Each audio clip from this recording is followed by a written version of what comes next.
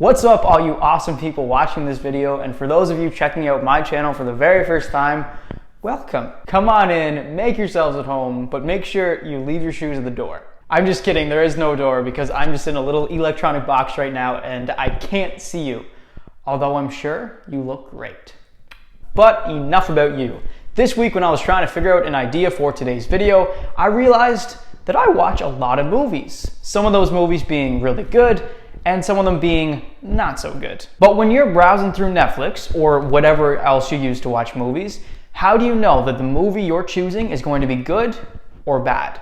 It's hard enough trying to figure out what to watch because Netflix has like a million different titles. But if you pick a movie that you don't even enjoy, then you just wasted 2 hours of your life on a shitty movie, and that really sucks. So that's where I come in with a brand new series on my channel called Drunk Movie Recommendations, where instead of doing a full review video for every single movie I watch and ruining the plot for those who watch that video and might want to watch the movie later, I do a video like this where I talk about a movie that I watched recently on Netflix or wherever else that I either really liked or really disliked, and then I recommend it to you awesome people watching this video so that you can maybe check out that movie yourselves later based on those recommendations I give you. And then once I came up for the idea for the series, I thought, what could make that even more fun? The answer, fireworks and cocaine. And then once I found out just how expensive those two things are, I went with my second favorite idea, which is alcohol. Now, as you could probably tell from that intro or just how I am right now, I got a little drunk before this video. And during this video, actually.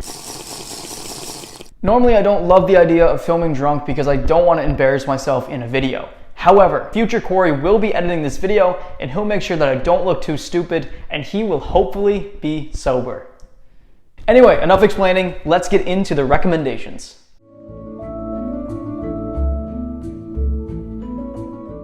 Up first, we have The Pursuit of Happyness, a 2006 drama starring Will Smith, who plays a struggling single father who is trying his best to climb his way out of poverty in order to better support himself and his young son.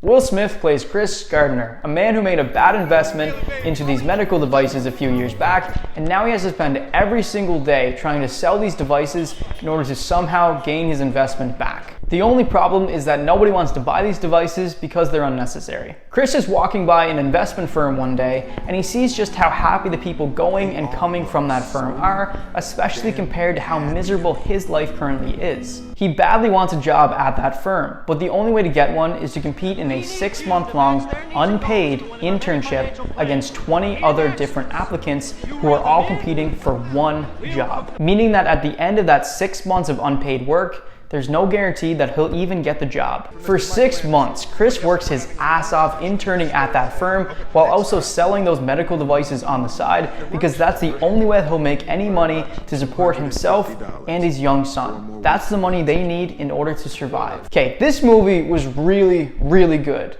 First of all, I love Will Smith. I freaking love him. The Fresh Prince of Bel-Air, love that show. And him in this movie, it might be my favorite performance by him of all time. Also, Will Smith's real life son, Jaden Smith, he plays his son in this movie. Jaden is great in this movie. He's adorable and he's not too annoying like some child actors are, and he and Will Smith, they obviously have great chemistry. My biggest question is, what the hell happened to that chemistry between this movie and After Earth, which is a horrible movie and please don't watch it. But anyway, in this, they're both great. Honestly, the main reason why I love this movie is because I've never watched a movie before that has made me understand poverty better than this one. I was fortunate, like I'm sure many of you watching this video also were, where I grew up in a home that, of course, money mattered to my parents, but I didn't have to worry about going hungry or getting kicked out of my house the next day. And because of this, fortunately, I never really had to understand what poverty was like. But this movie really put things into perspective for me by showing me what some people have to go through on a day-to-day basis. See, while Chris is doing his internship, all of the other people working at the firm, some of whom are actually pretty nice, they're all rich or they come from money or whatever else. But none of them truly understand what Chris is going through. And they don't understand because he doesn't want to share his financial situation with anyone else at the firm due to the fact that that might affect him getting the job. So while everyone else at the firm is going to lunches with clients or going to football games, Chris is walking around with no car, no place to live, and basically only owning the clothes on his back. And it's not like once he lands the internship that everything turns around for him. No, if anything, things get worse as life continues to kick his ass. There are a ton of great scenes in this movie to demonstrate what it's like for someone in Chris's situation. However, there's a scene that stuck out to me where Chris is leaving the firm and his boss is getting out of the cab.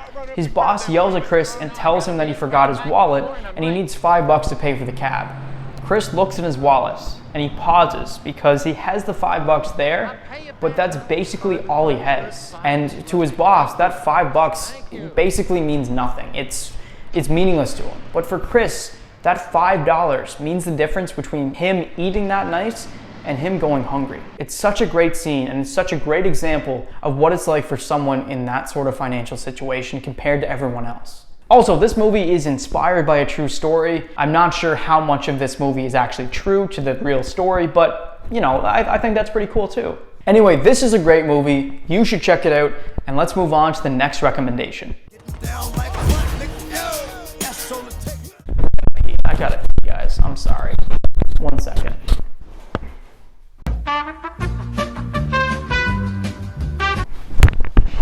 All right, I'm back. Sorry about that. Coach Carter is a 2005 drama based on a true story which stars Samuel L. Jackson. Sam the Man Jackson. Can you believe that dude is 70 years old right now? That's crazy. Sam Jackson is great in basically every single one of the at least 152, that's not a round number, movies he's been in, and he's especially great in this. He plays Ken Carter, who takes up the job of being the basketball coach for his old high school, Richmond High, which is basically a high school for a bunch of kids who come from unstable, low-income households. And for most of these kids, they don't give a shit about school, including most of the boys on the basketball team. So Coach Carter is super strict and tough on the basketball team as he whips them into shape to make them a winning team. This includes making the players sign a contract where they agree to come to every practice, go to every class, and maintain a 2.3 GPA. The players and parents alike are all super resistant to these contracts initially. However, Coach Carter's coaching,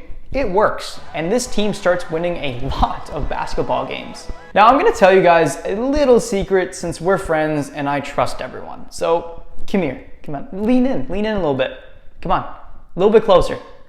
A little bit closer. No, that's too close. That's too close. God! Anyway, my secret is that I don't really like watching basketball. I'm sorry.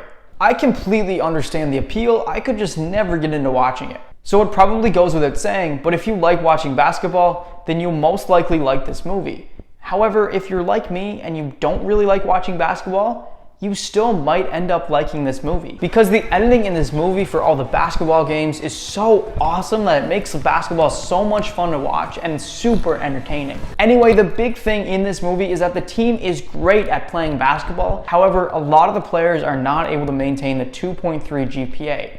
So Coach Carter ends up locking the gym and making it so the team cannot play any more basketball games until the players get their grades up.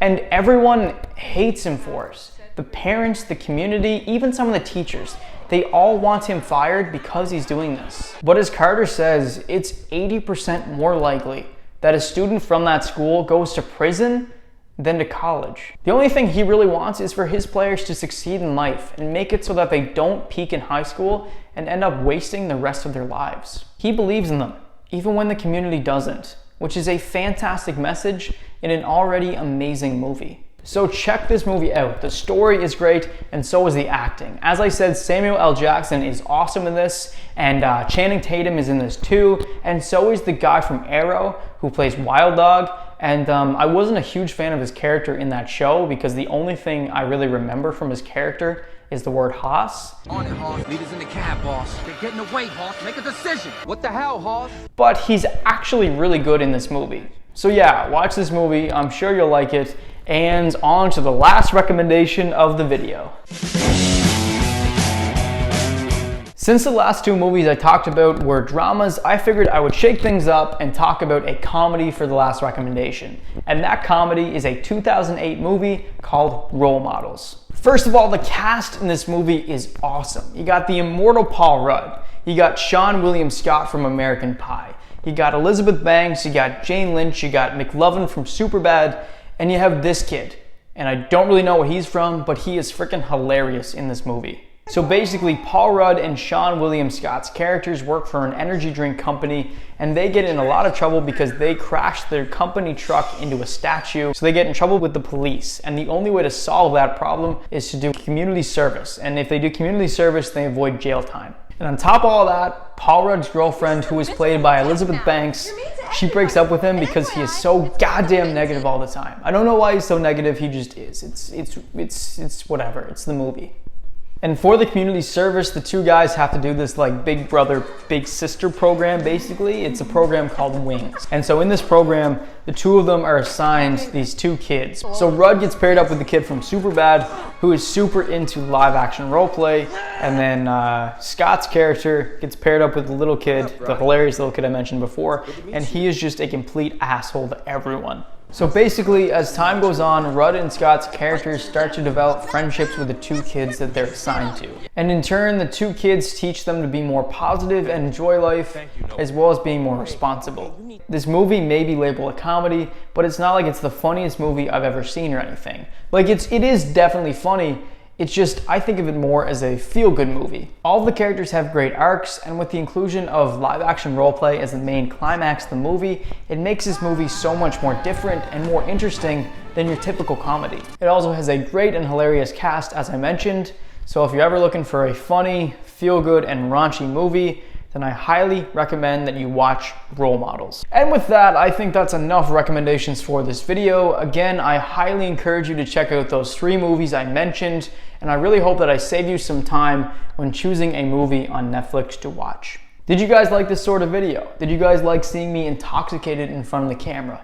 If so, then please share your thoughts, share your wisdom in the comments below, because I know that I loved filming this video. It was a lot of fun. It was a lot of fun. And also, if this video does well, then maybe I'll do this more often. And that's all for today's video. Please consider leaving a like and subscribing to this channel because that encourages me to make more content. And have a great day. Please drink responsibly. Make sure that you're of age if you're gonna drink.